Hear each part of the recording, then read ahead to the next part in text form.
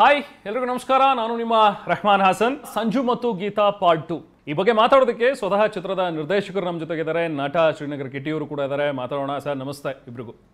ಹೇಗಿದ್ದೀರಿ? First class. Full tired ಅನಿಸ್ತಾ ಇದೆ ಫೇಸಲ್ಲಿ? ಸುತ್ತಾಟ ನಡೀತಾ ಇದೆ. ಓಕೆ, ರೀ ರಿಲೀಸ್. ಎಸ್, ಇದು ಸಂಜು ಮತ್ತು ಗೀತಾ ಪಾರ್ಟ್ 2 ಪಾರ್ಟ್ 2 ಅಂತ ಹೇಳ್ಬೋದಾ? ಹಾಗಿಲ್ಲ, ಆಕ್ಚುಲಿ ಸಂಜು ಮತ್ತು ಗೀತಾ ಎರಡರ ಮೊದಲ ರಿಲೀಸ್ ಇದೆ, ಆಕ್ಚುಯಲ್ ರಿಲೀಸ್ ಇದೆ. ಮತ್ತೆ ಅವಾಗ ಆಗಿದ್ದು ಅವಾಗ ಏನಾಯ್ತು, ಅದೊಂದು ಪ್ರಾಕ್ಟಿಕಲ್ ಪ್ರಾಬ್ಲಮ್ ಇಂದ ಟ್ರಯಲ್ ರನ್ ಮಾಡಬೇಕಾಯ್ತು. Trial run. ಓಕೆ, ಸೊ ಈ ಸತಿ ಪಕ್ಕ June 6th all over Karnataka, all over the world cinema release ಆಗ್ತದೆ. ಮತ್ತೇನಾದ್ರೂ ಸಿನಿಮಾ ನೋಡಿ ಇಲ್ಲ ನಾನು ಇನ್ನೇನಾದ್ರೂ ಸೇರಿಸ್ತೀನಿ ಅಂತ ಏನಾದ್ರೂ ಮಾಡ್ತೀರಾ ಅಂತ ಭಯ ಎಲ್ರಿಗೂ? ಇಲ್ಲ, ಆಕ್ಚುಲಿ ಏನಾಯ್ತು ಅಂದ್ರೆ ಅದು ಒಂದು ಪ್ರಾಕ್ಟಿಕಲ್ ಇಶ್ಯೂ ಇಂದ ಒಂದು 21 ನಿಮಿಷದ ಫುಟೇಜ್ ನಮಗೆ ಸಿಕ್ಕಿರಲಿಲ್ಲ. Okay okay. ಸೊ ಆಗ ಒಂದು ಲೀಗಲ್ ಇದು ಆಗಿತ್ತು. ಸೊ ಹಾಗಾಗಿ ಆ 21 ನಿಮಿಷ ಈಗ ಸಿಕ್ತು ನಮಗೆ. ಸೊ ಅದನ್ನು ಜಾಯಿನ್ ಮಾಡಿ ಸಿನಿಮಾ ರಿಲೀಸ್ ಮಾಡ್ತಾ ಇದ್ದೀವಿ. ಸೊ ಆ್ಯಕ್ಚುಯಲ್ ಸಿನಿಮಾ ಏನು ನಾವು ಕನ್ಸ್ಯೂಮ್ ಮಾಡಿದ್ವಿ, this is the cinema. Okay, but ಅವತ್ತು ರಿಲೀಸ್ ಆಗಲೇಬೇಕು ಅನ್ನೋದು ಯಾಕೆ ಆಯಿತು?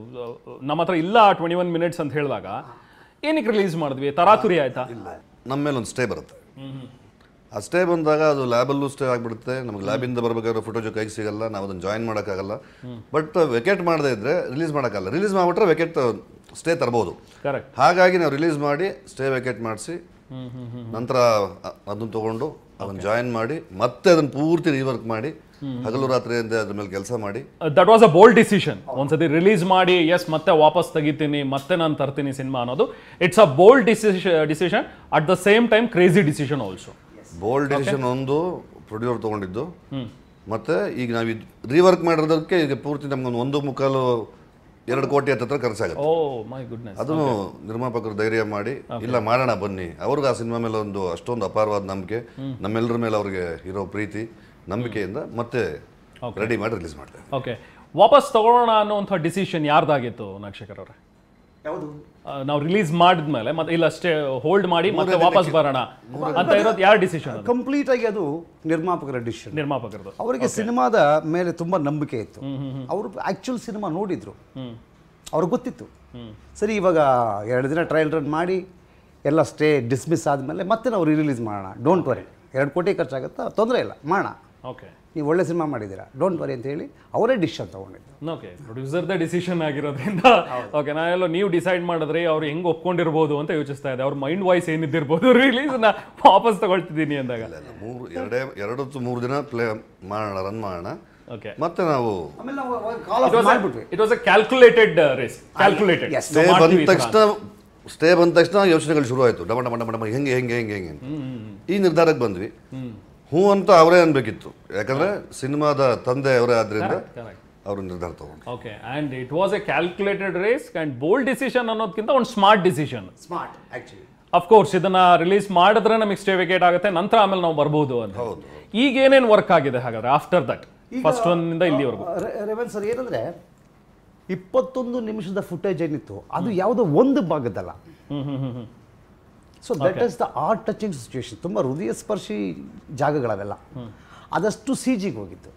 ಒಂದೊಂದು ರೀಲಲ್ಲಿ ಒಂದೊಂದು ಕಡೆ ಇತ್ತು. ಅದು ಒಂದು ರೀಲಿಗೆ 2 ನಿಮಿಷ, ಒಂದು ರೀಲ್ 10 ನಿಮಿಷ, ಒಂದು ರೀಲ್ 3 ನಿಮಿಷ. ಸೊ ಎಂಟೈರ್ ಸಿನಿಮಾ ರೀವರ್ಕ್ ಮಾಡಿದ್ವಿ. ಅದು ಆ್ಯಕ್ಚುಯಲ್ ಮೊದಲು ಸಾರಿ ಮಾಡೋದಕ್ಕಿಂತ ಈ ರೀವರ್ಕ್ ಮಾಡೋದು ತುಂಬ ರಿಸ್ಕು. ಅಗೈನ್ ರೆಕಾರ್ಡಿಂಗ್, ಫ್ರೆಶ್ ಆಗಿ ಮನೇಲಿ ಕಟ್ಟೋದಕ್ಕಿಂತ ಈ ಆಲ್ಟ್ರೇಷನ್ ಮಾಡಕ್ಕೆ ಹೋಗ್ತೀವಿ. ಹೌದೌದು, ಆ ಕೆಲಸ ಜಾಸ್ತಿ. ಅದು ತುಂಬಾ ಕಷ್ಟ. ಯಾಕಂದ್ರೆ ಆಲ್ರೆಡಿ ಮನೆಗೆ ಸೇರ್ಕೊಂಡಿರ್ತೀವಿ, ಮಧ್ಯದಲ್ಲಿ ಅದು ದುಡೀರಿ ಅಂದಾಗ ಬಹಳ ಕಷ್ಟ. ಕರೆಕ್ಟ್. ಓಕೆ, ಸೊ ಒಂದೊಂದು ರೀಲಲ್ಲೂ ಅಷ್ಟು ಸೇರಿದ್ರಿಂದ ಮತ್ತೆ ರೆಕಾರ್ಡಿಂಗ್ ಚೇಂಜ್ ಆಗಿಬಿಡುತ್ತೆ. ಕರೆಕ್ಟ್. ಸೊ ಮತ್ತೆ ಎಫೆಕ್ಟ್ ಚೇಂಜ್ ಆಗಿಬಿಡುತ್ತೆ, ಮತ್ತೆ CG, ಮತ್ತೆ DI ಎಲ್ಲವೂ again we did rework. Okay okay. Cinema ಈಗ ತುಂಬ ಬ್ಯೂಟಿಫುಲ್ ಆಗಿ ಬಂದಿದೆ. ನಾವು ಅಂದ್ಕೊಂಡು ಸಿನಿಮಾ ಈಗ ತೆರೆ ಮೇಲೆ ಬರ್ತಾ ಇದೆ. ವಂಡರ್ಫುಲ್. ಓಕೆ, ಖಂಡಿತವಾಗ್ಲೂ ಈ cinema heart touching, emotionally touch ಆಗುತ್ತೆ ಅನ್ನೋದ್ರಲ್ಲಿ no doubt. Very confident. Okay, ನೀವು ನೋಡಿದ್ರೆ ಹೇಗೆ ಅನಿಸ್ತು ನಿಮಗೆ ನೋಡಿದಾಗ? ತುಂಬಾ ಖುಷಿ ಆಯ್ತು. ನಾಗಶೇಖರ್ ನನಗೆ ಫಸ್ಟ್ ಈ ಸಿನಿಮಾ ಬಗ್ಗೆ ಈ ಕತೆ ಹೇಳಿದಾಗ, ಚಂದ್ರಚೂಡ್ ಮತ್ತೆ ನಾಗಶೇಖರ್ ಕೂತ್ಕೊಂಡು ಈ ವಿಚಾರ ಹೇಳಿದಾಗ, ಈ ಲೈನ್ ಮಾಡೋಣ ಅಂತ ಹೇಳಿದಾಗ ನನಗೇನು ಅನಿಸಿತ್ತೋ ಅದಿಲ್ಲಿ ಸಿನಿಮಾ ನೋಡಿದಾಗ yes we have done it ಅಂತ ಅನಿಸ್ತು. Okay okay. ನಾಗಶೇಖರ್ ಅವರೇ, ಇದು ಮುಂದುವರೆದ ಭಾಗ, ಸಂಜು ಮತ್ತು ಗೀತಾ ಕಥೆಯ ಮುಂದುವರೆದ ಭಾಗನ, ಅಥವಾ ಹೇಗೆ ಇದನ್ನ ಪೋರ್ಟ್ರೇ ಮಾಡ್ತೀರಿ? ಹೇಗೆ ಹೇಳ್ತೀರಿ? ಇದು ಕಂಪ್ಲೀಟ್ ಒಂದು ಫ್ರೆಶ್ ಕತೆ. ಅದರ ಅದೇ ಸಂಜು ಗೀತಾ ಈಗ ಆಶಿಕಿ 2 ಹೆಂಗಿತ್ತು, ಕರೆಕ್ಟ್. ಆ ಥರದ ಒಂದು ಪ್ರಯತ್ನ. ಮತ್ತಿಬ್ಬರು ಸಂಜು ಮತ್ತು ಗೀತಾರ ಕಥೆ ಏನಾಯಿತು. Okay okay. ತುಂಬ 5 ಬ್ಯೂಟಿಫುಲ್ ಸಾಂಗ್ಸು.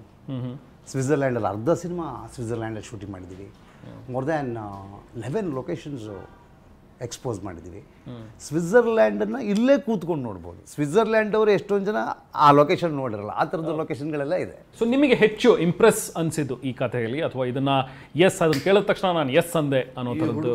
ಬಾಲ್ಯ ಮತ್ತು ಅವನ ಅಕ್ಕನ ಸಂಬಂಧ, ಮತ್ತೆ ಈ ಹುಡುಗಿ ಸಿಕ್ಕಿದ ಮೇಲೆ ಅವರಿಬ್ಬರು ಮದುವೆ ಮಾಡ್ಕೋಬೇಕು ಅಂತ ನಿರ್ಧಾರ ತಗೊಳ್ಳುವಂಥ ಒಂದು ಭಾಗ, ಅವಳ ತಂದೆ ಬಾಂಧವ್ಯ, ಅವಳು ಅದನ್ನು ಮೀರಿ ತಂದೆಗೆ ಚಾಲೆಂಜ್ ಮಾಡಿ ಗಂಡನ ಜೊತೆ ನಿಂತ್ಕೊಂಡು ಅವ್ರ ತಂದೆ ಇರೋ ಇಂಡಸ್ಟ್ರಿಲೇ ಇನ್ನೂ ಮೇಲಕ್ಕೆ ಹೋಗ್ಬೇಕು ನಾವು ಅಂತ ಚಾಲೆಂಜ್ ಮಾಡ್ತಾಳೆ.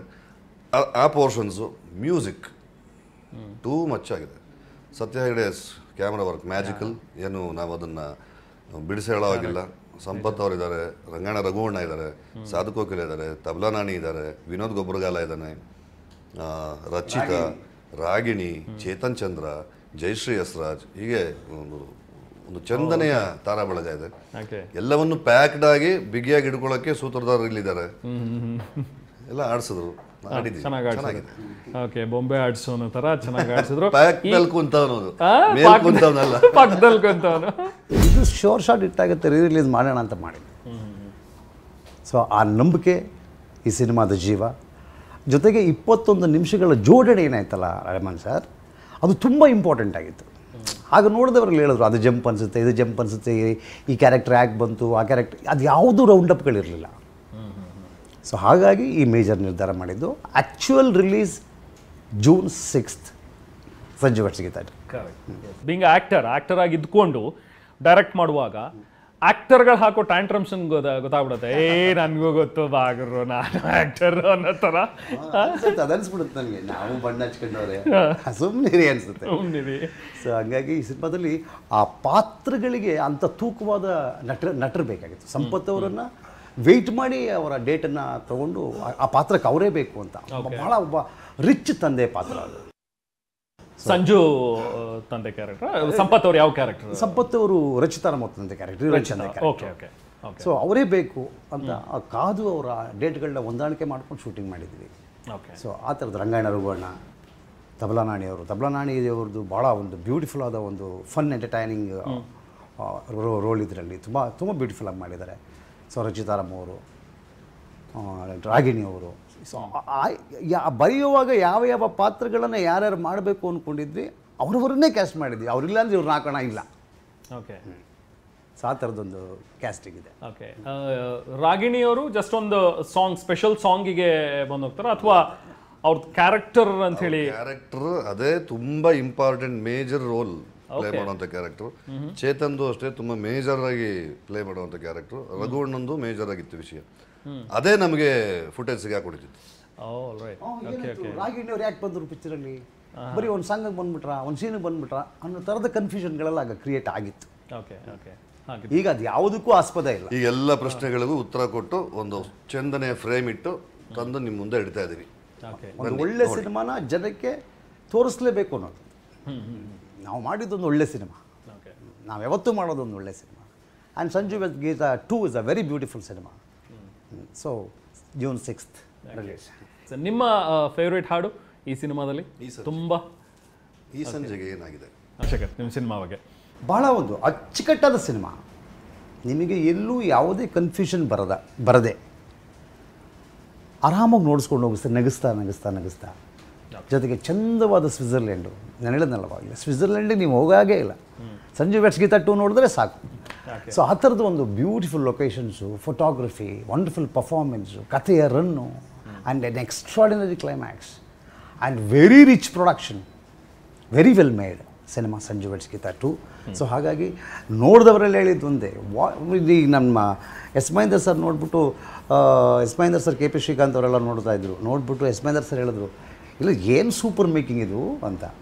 ಅದಕ್ಕೆ ಇದು ಕೆ ಪಿ ಶ್ರೀಕಾಂತ್ ಇದು ಸೂಪರ್ ಮೇಕಿಂಗ್ ಅಲ್ಲ, ಇದು ರಾಯಲ್ ಮೇಕಿಂಗು. ಸೊ ಆ ಥರದ ಕಾಂಪ್ಲಿಮೆಂಟ್ ಇರುವಂಥ ಒಂದು ಮೇಕಿಂಗ್. ರಚಿತಾ ರಾಮ್ ನಿಮ್ಮ ಸೆಲೆಕ್ಷನ್, ಕಿಟ್ಟಿ ಅವ್ರ ಸೆಲೆಕ್ಷನ್? ಅದು ನನ್ನದೇ ಸೆಲೆಕ್ಷನ್. ಕಿಟ್ಟಿ ಅವ್ರ ಪಾತ್ರ ಇಲ್ಲ ಹೀರೋಯಿನ್ ಸೆಲೆಕ್ಷನ್ ಇಲ್ಲ, ಈಗ ಅವ್ರು ಯಾವುದಕ್ಕೂ ಎಂಟರ್ ಆಗಲ್ಲ. ಒಂದು ಸರಿ ಕತೆ ಕೇಳಿದ್ರೆ ಒಂದು ಸಿನಿಮಾದಲ್ಲಿ ದಟ್ಸ್ ದ ಎಂಡ್. ಓಕೆ, ಮಿಕ್ಕಿದೇನು ಪ್ರಶ್ನೆಗಳೇ ಇರಲ್ಲ. ಈ comes action go. Okay, lovely, so lovely. Yes, thank you Nagashekar ಅವರೇ. ಸಂಜು ವೆಡ್ಸ್ ಗೀತಾ ಪಾರ್ಟ್ 2 ಅದ್ಭುತ ಹಾಡುಗಳನ್ನು ಬರೆದಿರುವಂತಹ ಕವಿರಾಜ್ ಅವರು ನಮ್ಮ ಜೊತೆ ಅದನ್ನು ಮಾತಾಡೋಣ. ನಮಸ್ತೆ ಕವಿಗಳಿಗೆ. ನಮಸ್ತೆ ಸರ್. ಹಾಡುಗಳು ಹೇಗೆ ಹುಟ್ಟೋದು ಈ ಸಂಜು ವೆಡ್ಸ್ ಗೀತಾಗೆ ಸ್ಪೆಷಲ್ ಆಗಿ? ಸೂರ್ಯನು ಸಾಯಿಸ್ಬಿಟ್ರಿ,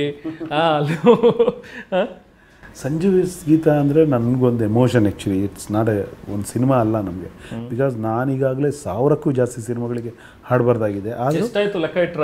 1000 ಮೇಲೆ ಇಲ್ಲ, ಮೊದಲೆಲ್ಲ ಲೆಕ್ಕ ಹಾಡುಗಳು ಎಷ್ಟಾಯ್ತು ಅಂತ ಲೆಕ್ಕ? ಹಾಡು ಒಂದು 2,500 ಆಗಿರ್ಬೋದು. ಓಕೆ.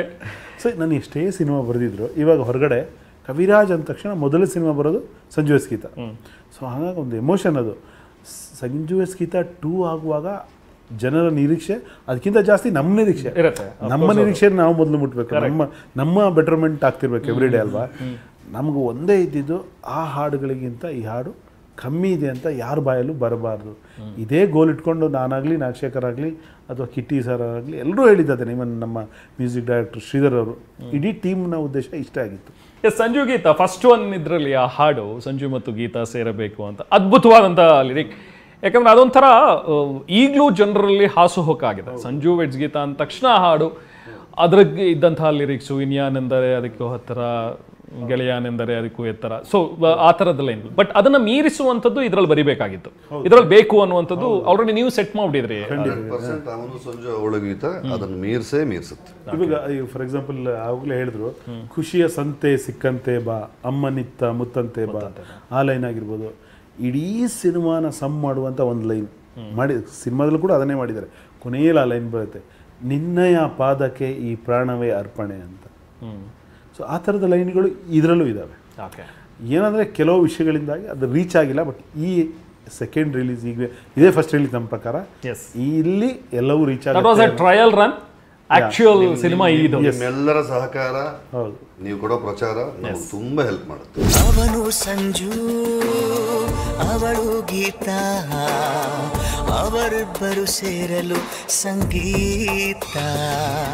ಫ್ರೆಶ್ ಆಗಿ ಈಗಲೇ ಸಿನಿಮಾ ಬರ್ತಾ ಇರೋದು, ಏನು ಹೇಳ್ತೀರಿ, ಏನು ಅಪೀಲ್ ಮಾಡ್ತೀರಿ? ಒಂದು ಅದ್ಭುತವಾದ ಪ್ರೇಮ ಕಾವ್ಯ, ದೃಶ್ಯ ಕಾವ್ಯ ಮತ್ತು ಸಾಹಿತ್ಯದ ಏನಂತೀರ ಅಲೆ. ದೃಶ್ಯಗಳು ತುಂಬ ಅದ್ಭುತವಾಗಿ ತೆಗೆದಿದ್ದಾರೆ.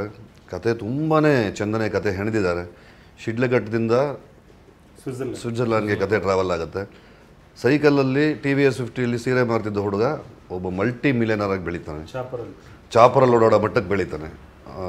ಅದರೊಂದಿಗೆ ಪ್ರೀತಿ, ತಂದೆ ಮಕ್ಕಳ ಬಾಂಧವ್ಯ, ಅಕ್ಕ ತಮ್ಮನ ಒಂದು ಪ್ರೀತಿ ಮತ್ತು ಅವರ ಮಾವ ಅಲ್ಲಿ ಒನ್ನಲ್ಲಿ ನನ್ನ ಮಾವನಾಗಿ ಶರಣ್ ಆ್ಯಕ್ಟ್ ಮಾಡಿದರು. ಇಲ್ಲಿ ನಾಣಿ ಇದ್ದಾರೆ. ನಾಣಿಯವರ ಪಾತ್ರಕ್ಕಿರೋ ವೈವಿಧ್ಯತೆ ನೀವು ಇಮ್ಯಾಜಿನೇ ಮಾಡೋಕ್ಕಾಗಲ್ಲ. ಹಿಂಗೋ ತುಂಬ ತಮಾಷೆ ಮಾಡ್ಕೊಂಬರ್ತಾರೆ ಪಾತ್ರ, ತುಂಬ ಸೀರಿಯಸ್ ಆಗಿಬಿಡುತ್ತೆ. ಒಂದನ್ನು ನೋಡಿ ನೀವೆಲ್ಲ ಆರಿಸಿದ್ರಿ. ಈಗ ಸಂಜು ವೆಡ್ಸ್ ಗೀತಾ 2, ನಾಗಶೇಖರ್, ಸತ್ಯ ಹೆಗಡೆ, ಕವಿ, ನಾನು ಇವರೆಲ್ಲರ ಮತ್ತೆ ಸೇರಿಕೊಂಡಿದ್ದೀವಿ. ಪ್ಲೀಸ್ ಬನ್ನಿ, ನೋಡಿ, ಎಂಜಾಯ್ ಮಾಡಿ. ಕವಿಗಳೇ, ಅದೇ ನಾಗಶೇಖರ್ ಅವರ ಸಿನಿಮಾಗಳು ಅಂದರೆ ನಾನು ಹೇಳೋದು ಪ್ರೀತಿ, ಗಾಢ ಪ್ರೀತಿ. ಸುಮ್ಮನೆ ಎಲ್ಲೋ ಅಲ್ಲಿ ಇಲ್ಲಿ ಛೇಡಿಸಿ ಆಮೇಲೆ ಹಾಡುವಂಥ ಪ್ರೀತಿ ಅಲ್ಲ. ಅದು ಒಂದು ಜೀವಕ್ಕೆ ಜೀವ ಕೊಡೋ ಪ್ರೀತಿ, ಜೀವವನ್ನೇ ಅರ್ಪಿಸ್ಕೊಳ್ಳೋ ಪ್ರೀತಿ.